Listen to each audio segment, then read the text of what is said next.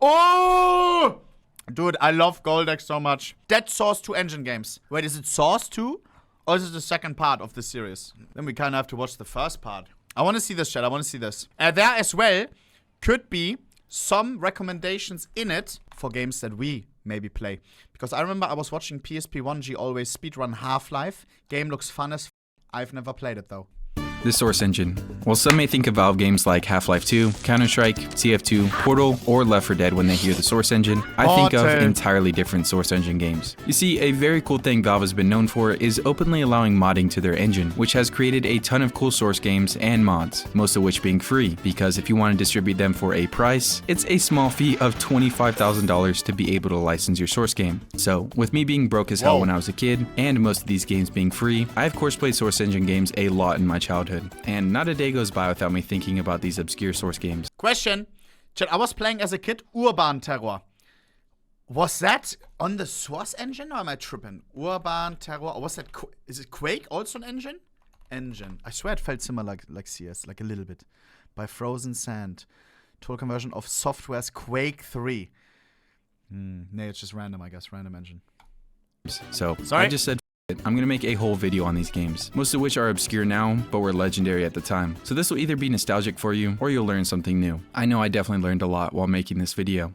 The first game I want to talk about is really the main reason I'm even making this video, that game being The Hidden Source. I first heard about this game through CNanners, an OG YouTuber who is definitely the reason this game was even popular in the first place. Max, can you pretend like you're Morgan Freeman coming to kill me? I can smell you.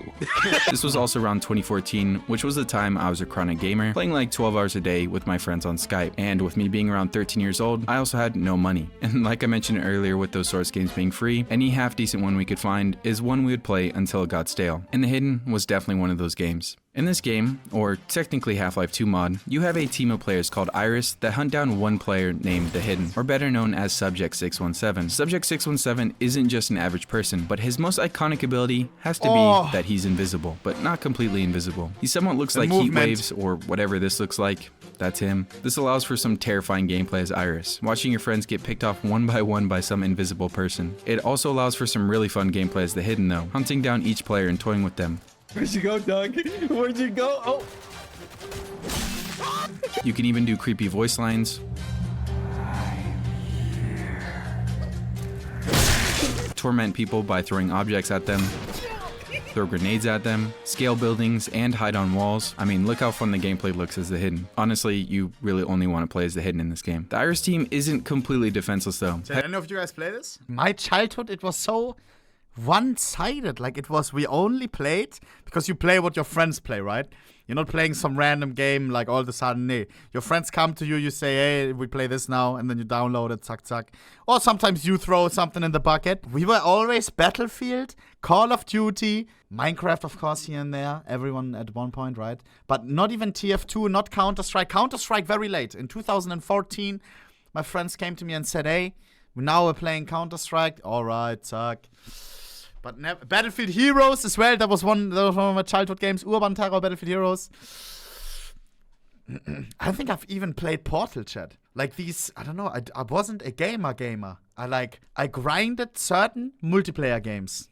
I don't know. Like nowadays, trying to become the best. Aware.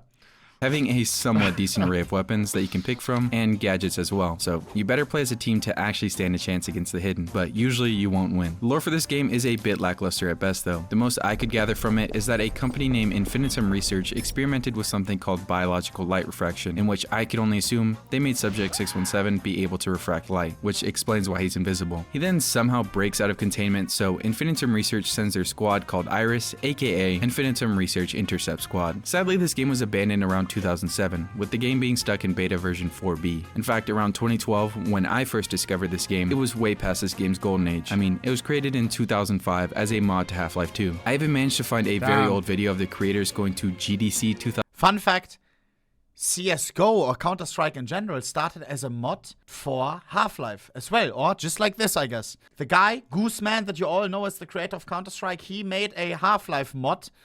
And that turns out to be now Counter-Strike. 2006. No way! Chat, stop. Bro. And goddamn is it a product of the time. Hidden Source. Developed by Team hidden. Source. The team behind the game definitely seemed like they had a lot of fun making it though, even having little Easter eggs on each map, one of which being an original Xbox which you could find on every map, and a silly teddy bear named Jimmy that even had a wanted poster. But like I said, this game was abandoned quite a while ago, and with how good this mod was, along with the environment of the levels and lore, I can only say that this mod deserved better. This game holds a lot of memories for me with its bleak style, and it seems like I'm not the only one. There's even a reference to Subject 617 in the game Trepang 2, which is a good ass game, where your player named Subject 106, who can also go invisible, has the enemy say this. Whoa. Fucking reminds me of Subject 617. I'm just glad I got to experience this game to begin with, and hopefully some of you did too. But if you want to try the game out for yourself, it's not too hard to install. The only problem is that no one is playing this game anymore. You'll have to use something like Hamachi or Radman VPN to make a private lobby with friends. This is honestly the problem with most of the games in this video. Or, if you want, you can download this really good fan recreation of the game called the Hidden Iris Edition for Gary's mod, which basically does everything but better, considering it was made on. That reminds me, chat, we still have to do a stream where we revive certain games. I've seen other streamers do it, and some like YouTubers, where they then boot up a full server of a game that's already like shut down kinda, right? Like H1Z1 or something. We fill up a lobby, boys. Bing. Oh, low-key we should. Low-key we should, bro. What stops us from doing that? We could fill up a lobby right now. I saw Papa Platte, he did it with, what's the name of the game? Realm Royale. I also played that game. Bruder, he revived the server, and I think now the game is fully shut down. Maybe the server cost got cooked up so high after he had all his fans join, and then they deleted it for good. GG. Almost 20 years after the original. Most of the footage I'm using is from the Gary's Mod game mode as well. Revive Urban Terror? Oh, baby. Alter, Chat, Urban Terror. If we would boot up an Urban Terror server with the zombie mode, alter, that's my childhood. Just because it's so seamless and easy to set up and a lot more smooth. I'll probably make a more in-depth video about it someday. My favorite thing about the Hidden has to be that since it is a Half-Life 2 mod, it makes sure to make use of those nostalgic Half-Life 2 assets that we're all so familiar with. I'm not familiar with this one though. Is that the sponsor for today's video? Factor? Factor offers chef-created, never-frozen meals straight to your door. And I have to tell you, I was thoroughly surprised by these. Just watch me devour this entire chicken Alfredo. All it takes to make these delicious meals is poking a couple holes, and then microwaving it for 2 minutes, and voila. Chat, are these the good? macros for these are also pretty dang good. Like this shredded chicken taco bowl that has 46 grams of protein for 530 calories. Chat, my mom, I remember my mom, she tried one of these. My mom tried HelloFresh. My mom is the type of person to look for all the coupons. Like full German, you know, when there's like a free test, hey, sign me up. And she tested HelloFresh. I can't remember what she said, if it's good or bad. I actually can't remember. Nee, I don't know. Calories. There's also a ton of foods to choose from, and even options that are calorie smart, I think she said it was expensive. Like she did the test and then she didn't continue. protein plus, or vegan. Factor makes it really easy for me to cook fresh and healthy meals, especially when I'm too lazy or too busy like making this video. Like right before this, I also devoured some cavatappi in Italian-style pork ragu. The crazy thing is that Factor is cheaper and much more delicious than your average takeout, which I know will definitely benefit me. And if things ever get hectic or overwhelming, Factor is flexible, allowing you to change your order up every week with plans from 4 to 18 meals per week. Or you can pause or reschedule your deliveries whenever you need. Get 50% off your first Factor box and 20% off your next month of orders using my link. Click the link in the description or scan the QR code with your phone. And thanks to Factor for sponsoring this video. Now, this next source game is one I completely forgot about until very recently, thanks to a video by Desolence. This game is called Tactical Intervention. What if I told you, the creator for Counter-Strike, Min Lee, continued his passion. Goose Man. I met this guy in real life, the creator of Counter-Strike. We had a nice little yap. I have his business card, which looks a little bit rough because I have ADHD, and I don't know if I have ADHD, but I always play with stuff. Like this, I played with it a little bit. Here, this, I like bundle it up, like, you know, like, I don't know, I always have to, ding, ding, ding, ding, ding. But Min Lee, absolute gold, Bruder. Super nice guy. I still have to do something with him on stream. He said he's down, chat. He said he's down. Of creating a true CT versus T game long after the success of Counter-Strike. No and way. He did all this on the beloved Source engine. I could make a whole video on how strange this game is, and it just baffles me that this was supposed to be the Counter-Strike 2 at the time, and it also failed miserably. There are 17 playable maps in this game, each of which being the Strike 2 at the time, and it also failed miserably. Is this on Steam? Wait. From the creator of Counter-Strike, have I never heard about this? Tactical Intervention Steam stats. No way. But this shot has to be fake, or like the one that he's showing. No way, it only had... Yeah. Alter, 24-hour peak, one bloke. No. 2K all time. 11 years ago. 2013. Damn, after Counter-Strike, he made this. Loki, we should check that. We'll probably have 1.6 vibes and stuff, or? There are 17 playable maps in this game, each of which being the typical CT versus T that you'd come to expect from a normal Counter-Strike game. But each of these maps are very unique and have different stages where once you progress through them a couple of rounds, they'll actually change. It may be a different spawn point or just a completely new location. And although the maps are different, there are only 4 game modes in this game. Some maps may be the typical bomb defusal, but they also have hostage rescue, VIP escort, and a car chase escort. Yes, a car chase game mode. In fact, the first time I remember seeing this game was a video by Jerma where he was playing this game mode. You can control this. You just... What is the objective? What? I'll get to that game mode a bit later. For now, let's start with the bomb defusal game mode. It's definitely different than Counter-Strike's bomb defuse mode. For starters, there's a set bomb carrier, and you have to use a one-handed weapon while carrying this bomb. You can't even reload without dropping the bomb to do so you better hope you have teammates to protect you. But other than that, the bomb defusal mode didn't have too many differences. Although the game has a bunch of core features that make it play very differently. You can roll in this game with X, lean around corners with E and Q, repel from certain surfaces, and can even use dogs and command them to guard areas. They did look a little silly though. There's also no economy in this game, with each mode allowing you to select from a list of 3 guns in your loadout. 3 guns? Yeah, you only have 3 guns when first starting in this game, and you'll also stand no fucking chance with these 3 shitty ass starting guns. What you're gonna have to do is fork over some real money to get better guns. No wonder this game failed. Most cool or good items were locked behind a paywall when this game was alive, which by the way, it's been shut down and off Steam for a hot minute. But thankfully the revived version of this game, which I'll put in the description, lets you use these pay-to-win items without having to actually pay. So we did have a ton of fun using these items for free, which is how it should have been to begin with. I personally didn't play this game at launch, so I'm not sure if everything was locked behind a paywall. I at least hope you could unlock some guns, because this game did have an XP system. Anyways, the hostage rescue was nothing too crazy. The maps first start with the CTs rescuing a bunch of hostages in an area, but also having to eliminate the Ts. As the Ts, you have to bash the hostages so they don't run out of the playable area, which you can't go out of either, or the game just says fuck you and has you get exploded by snipers. Some maps did offer some cool gameplay though, like the skyscraper map that you could rappel off the side and rescue the hostages. The gunfights in this game were also really fun in my opinion. Your characters are definitely weaker than normal CS, and the guns just hit a lot harder, especially with having Left 4 Dead level gore in the game. This clunky movement also helps with making it feel a lot more realistic and stressful in close quarter combat, until someone pulls out the OP pay-to-win shotguns and blow you up in one shot. Long range combat was also really fun, until someone pulls out the OP pay-to-win snipers that would blow you up in one shot. He dropped the bomb. The VIP escort was probably the lamest mode in this game, with it being pretty easy to understand. Lead the VIP to the escape zone, which will literally just end the round instantly. The real fun here though was the car chase game mode. This blew my mind when I first played it, especially for a Source Engine game. In this game mode, the CTs have to drive a VIP to a drop-off point. Simple enough? Well, this entire time you're being chased by Ts who can even be in multiple cars. So now you have to focus on the Ts trying to kill you and the VIP, all while dodging oncoming traffic and deciding which shortcut to take. Your tires can also get shot out. Wow. Or your car can blow up if damaged enough. Don't worry though, you can even hijack other cars if you lose your car. I did find this mode... Let me guess, you can pay to win buying a Lamborghini or something that's twice as fast. Really T-sided though, because even if the CTs got the VIP to the drop-off, you still have to escort this stupid-ass AI to an area near the drop-off, which allows the Ts plenty of time to catch up and kill you while doing so. As far as our experience went on this game, we actually had a ton of fun messing around. It definitely wasn't perfect, far from it, but I think that's what gave this game charm. It's a shame that it was pulled from Steam and isn't playable anymore, especially if you were unfortunate. I swear, are old games better? I don't know. Apart from like Elden Ring and masterpieces like that, bruder. Oh, this makes me want to play some of the... Oh, it's probably nostalgia. I want to play right now Call of Duty, bruder. Go for the dog kill streak, bruder. What is it, a 12 kill streak, 11 or something?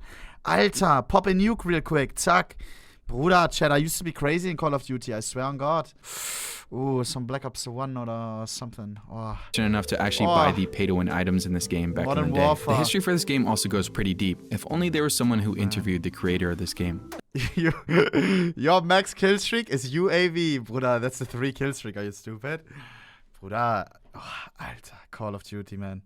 Oh wow, and that someone happens to be me. It also includes what happened to TI afterwards, so if you want to know, go watch it. You could even Let's move on to the next Source game that is pretty obscure with only 2 players playing at the moment. This game is The Ship Murder Party. This is yet another game I found from YouTube when I was younger, and one I played quite a bit of back in the day with my friends. Now, this may just be me, but dude, I love the aesthetics of this game. The music you're hearing now is from the main menu theme. This game handles the Art Deco-esque style perfectly and really reminds me of BioShock a bit, as well as just the vibe of being on a nice cruise ship. Looking back at it, it's kind of crazy to me that this is a Source Engine game. Okay, so what exactly is this game about? To put it simply, at the start of each round, the game will assign you a quarry, someone to kill. The game will also assign someone to kill you. The way to win though is by having the most amount of money, and you get money by killing your quarry. Duh. Of course, you could always stab them, blow them up, Ooh, a wallet.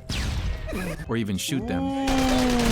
But sometimes those hardly give you any money. What you have to look at each round is a list of weapons for you to use that will give you the most money, and usually they aren't good weapons. Although if I'm being honest, this isn't really the fun part of the game. The best part is taking your time with your friends, exploring the ship, and maybe chatting them up a bit before you stab them to death. Early days Among also Us. took pretty big inspiration from The Sims, it feels like, because you'll have a list of needs that you'll need to fulfill, like peeing, sleeping, drinking, eating, bathing, and even talking to people, or else you'll get depressed. I really don't know what type of game they were trying to make here, because it's just an amalgamation of different mechanics. There are even cameras and security you have to avoid, and if they see you using a weapon, you'll get sent to jail. This game is pretty fun, but it of course has its downsides. The gameplay gets stale fast if there's just one person tryharding, and it's also on the Source Engine, so you'll have the occasional source crashes and source jankiness. The maps are pretty awesome and really detailed, but you need a lot of people to enjoy the bigger maps, and there's also nobody playing on the servers anymore. The game does have a single player mode though that I didn't really give a good try. It felt like it was made after the multiplayer was made and just used a bunch of those mechanics for single player, which of course didn't work. The publishers of the ship even tried to remaster the game to mixed reviews. I refused to spend $10 on this game to try it out. The developers of this game also made another somewhat popular game called Bloody Good Time that you might remember. This game was also made on the Source Engine, and if I ever make a second part to this video, I'll definitely cover it.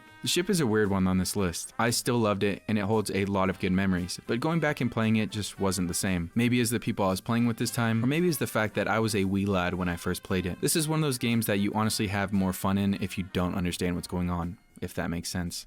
Let's move on to a Source game that actually had some amazing gameplay. Double Action Boogaloo. If you haven't played this game already, what is wrong with you? This was a Source Engine classic back in the day, and it's even free on Steam. Double Action Boogaloo, released in 2014 by the studio Double Action Factory, is a game that took heavy inspiration from Max Payne or even The Matrix, and is just overall the epitome of badass. It's a PvP game, of course, and is basically a deathmatch. The way to get the most points, though, is by style points, like backflipping off walls, sliding underneath bullets, shooting someone in a mid-air dive, or whatever you're creative enough to try out. For a Source Engine game, I think this game uses it perfectly, and surprisingly, it's in third person, which isn't a thing a lot of Source Engine games use. The only other one I can really think about is Postal 3, but feel free to tell me I'm wrong in the comments. There's also a first-person mode that has some pretty dope animations, but it just feels wrong to not play this game in third I feel like I'm missing out. I'm playing way too few games, chat.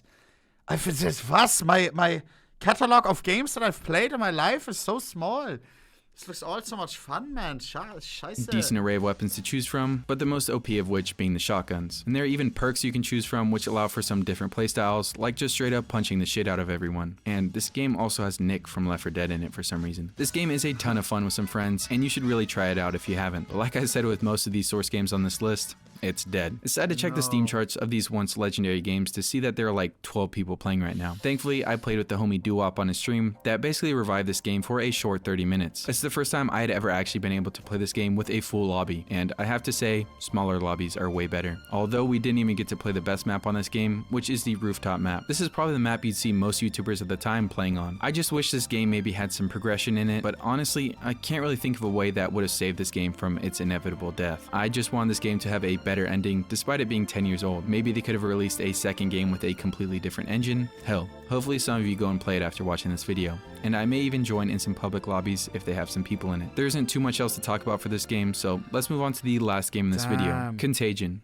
There are a lot of zombie games on the Source Engine for some odd reason. Left 4 Dead being the main one I think of first, and Contagion is probably the one I think of second. Never played Left 4 Dead either. But if we're talking about OG zombie Source games, then we need to start with Zombie Panic Source. Now, I'm not going to sit here and act like I know We're on Office?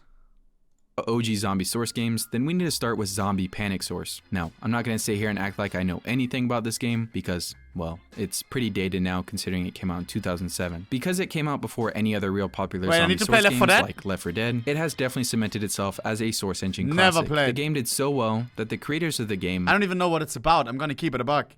All I know is that they have some that some CS model weapons are in CS, like that some of the guns look the same and stuff. I've never played it, bro. I've never played it. Do we need to do marathon, the Left 4 Dead games? How many is there? I know there's a Left 4 Dead 2, or? Do I have to play 1, 2, or only 2, or? Monochrome actually kickstarted a successor game that definitely surpassed their goal. This successor was called Contagion, a game that sadly has less players than its predecessor. Being around $10 compared to the first game that was free, I sadly think Ever played Portal? Again, I don't know if I have. Guys, I don't know why I didn't play games back, like, as a kid.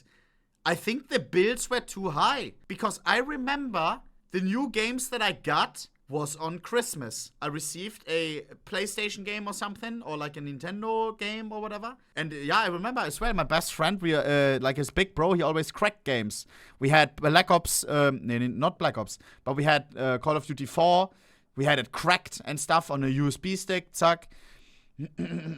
I think new game, maybe that's why I didn't play new games, now that I think about it. Because games did cost a lot of money, bro. I remember you saw a game and it cost 60 euros. That you had to wait for Christmas or birthday.